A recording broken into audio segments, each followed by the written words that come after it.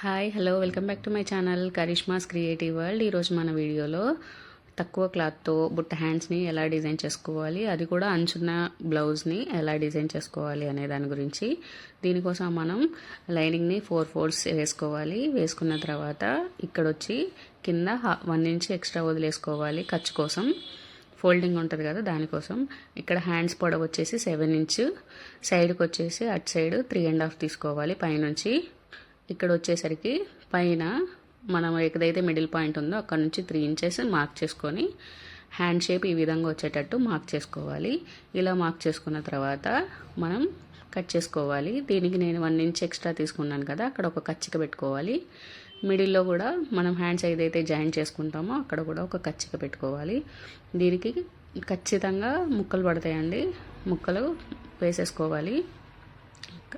ఇలా ముక్కల కోసం మనం క్లాత్ని తీసుకుందాం. ఇక్కడ నాకు క్లాత్ తక్కువ ఉంది కాబట్టి చంక ముక్కలు పడుతున్నాయండి. ఎక్కువ క్లాత్ ఉంటే ముక్కలు పడాల్సిన అవసరం ఉండదు.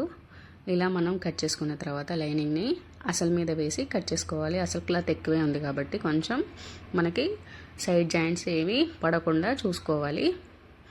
ఇది అంచు క్లాత్ ఏంటంటే 2 సైడ్లు సేమ్ అంచు ఉంది, అందుకే నేను ముక్కలు పడకుండా వేశాను. సేమ్ అంచు కాకుండా ఒక సైడే అంచు ఉంటే కనుక ఖచ్చితంగా ముక్కలు పడతాయి, చూసుకొని వేసుకోండి. ఇలా మనం లైనింగ్ని తీసుకున్న తర్వాత మనం ఇప్పుడు ఏదైతే కచ్చిక పెట్టామో దాని వరకు ఫోల్డ్ చేసుకోవాలి. ఇది నేను జాయింట్ అనేది కట్ చేయలేదండి. దానివల్ల ఏంటంటే మనకి లో క్రాస్ అనేది ఆపోజిట్కే ఉంటుంది.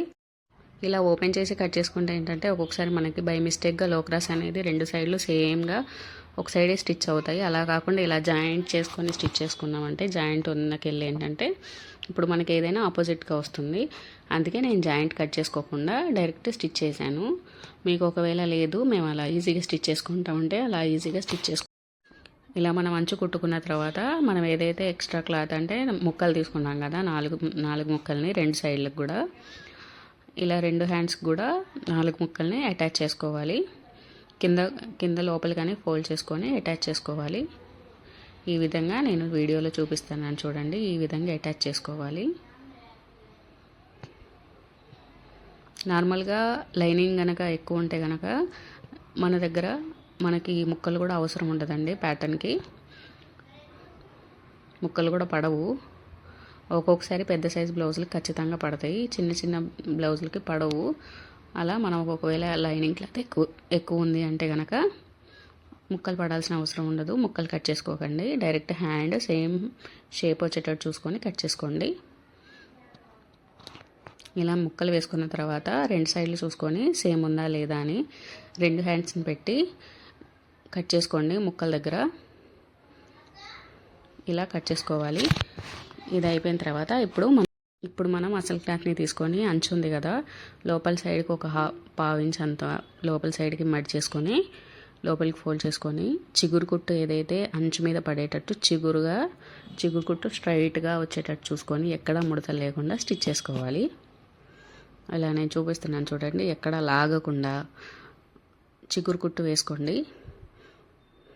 ఇలా వేసుకున్న తర్వాత మనం ఏదైతే లైనింగ్ ఉందో సేమ్ లైనింగ్ని అటాచ్ చేసుకోవాలి అసలు క్లాత్ మీద. ఇలా నేనేంటంటే రివర్స్లో పెట్టనండి. ఇలా పెడితే ఏంటంటే మనకి ఎక్కడైనా ముడత వచ్చినా కానీ మనకి ఈజీగా అర్థమవుతుంది, మనకు టైం కూడా సేవ్ అవుతుంది మిస్టేక్ రాకుండా. ఇలా కుట్టుకున్న తర్వాత ఎక్స్ట్రా క్లాత్ని కట్ చేసుకోవాలి. ఇప్పుడు మనం స్టిచ్ చేసుకున్నాం కదా, ఏదైతే హ్యాండ్స్ జాయిన్ చేస్తామో నార్మల్ హ్యాండ్స్ ఏంటంటే మనం మిడిల్ నుంచి వేసుకుంటాం కదా, ఇక్కడ వచ్చేసి బుట్ట హ్యాండ్స్ కాబట్టి ఎడ్జ్ నుంచి చూసుకుంటూ హ్యాండ్ షేప్ని పాదం మందం ఖర్చుతో మనం ఏదైతే మిడిల్ పాయింట్ ఉందో అది చూసుకొని బేస్ చేసుకొని చిన్ని ఫిల్స్ ఇచ్చుకోవాలి. చిన్ని కుచ్చులు పెట్టుకోండి. అలా ఎన్ని వస్తే అన్నీ మన క్లాత్ని బట్టి. ఇక్కడ క్లాత్ తక్కువ ఉంది కాబట్టి నాకు ఒక 5-6 అలా వచ్చాయి. ఇలా మనం చూసుకొని ఫిల్స్ వేసుకోవాలి. చిన్ని పెట్టాను నేను, అప్పుడే మనకు లుక్ అనేది చాలా నీట్గా మంచి ఫినిషింగ్ వచ్చింది.